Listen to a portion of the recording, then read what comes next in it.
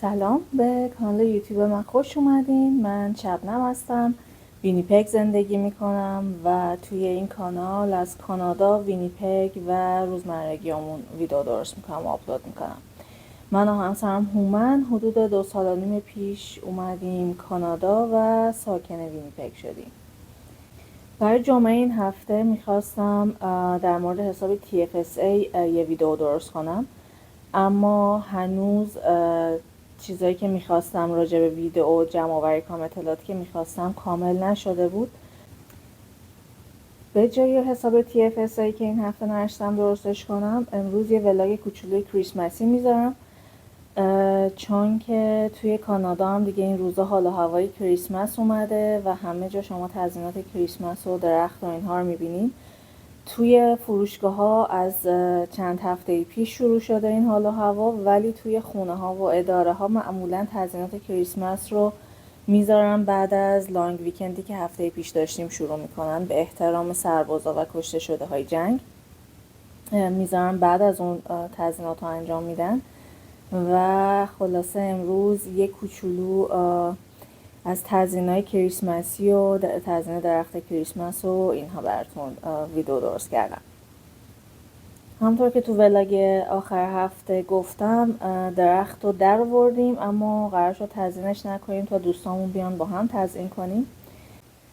البته اون روز قبل از اینکه بچه‌ها بیان یه خورده خونه رو مرتب کردم، بشقابای کریسمسی رو در آوردم، ماگای کریسمسی رو در آوردم، یه سری تزیینای کوچولوی کریسمسی اینور اونور خونه اضافه کردم و منتظر شدم تا بچه‌ها برسن.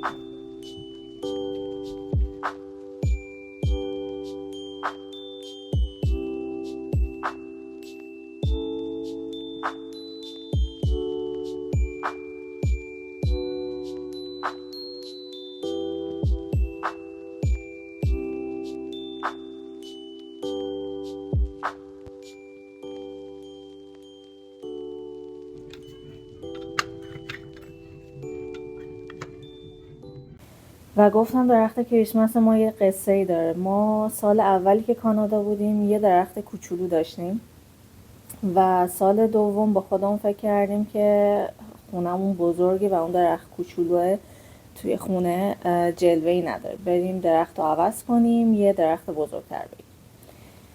رفتیم درخت رو عوض کردیم، یعنی عوض که نه، اون درخت کوچیک‌تر گذاشتیم یک طرف دیگه خونه. برای سالن اصلی رفتیم یه درخت بزرگ خریدیم و درخت رو که سرهم کردیم و گذاشتیم و خواستیم تزیینش کنیم، دیدیم تقریبا مماس با سقف شده و ستاره‌ای که می‌خوایم بذاریم بالای درخت برای تزیین جا نمیشه.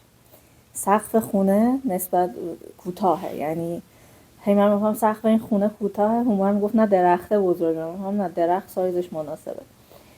خلاصه هی به شوخی تو کریسمس به همه میگم ما با این خونه رو عوض کنیم، سقفش کوتاهه، ستاره رو درخت جا نمیشه. و شوخی خب 1500 تا عیب دیگه هم تو خونه پیدا کردیم و به همین بهونه ها خونه رو عوض کردیم.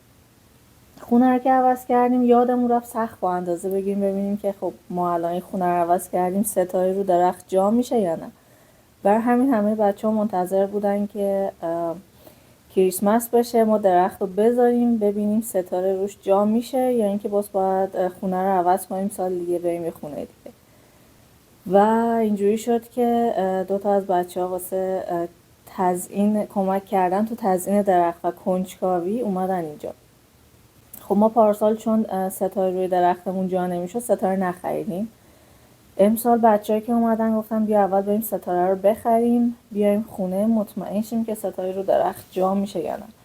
بر همین اول با هم دیگه رفتیم هوم سنس دنبال ستاره.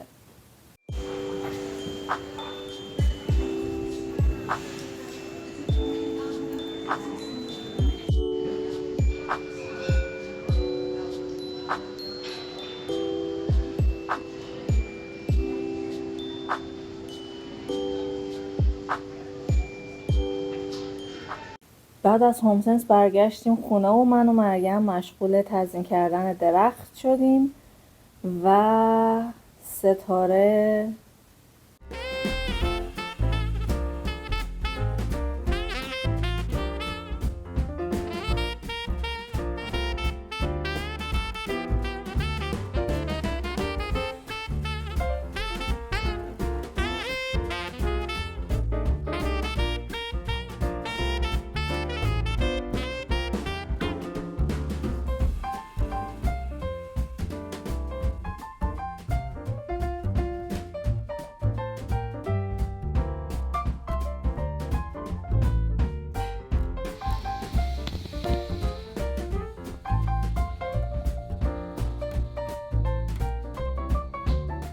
و بله ستاره جا شد و خدا رو شکر دیگه ما میتونیم توی این خونه بمونیم.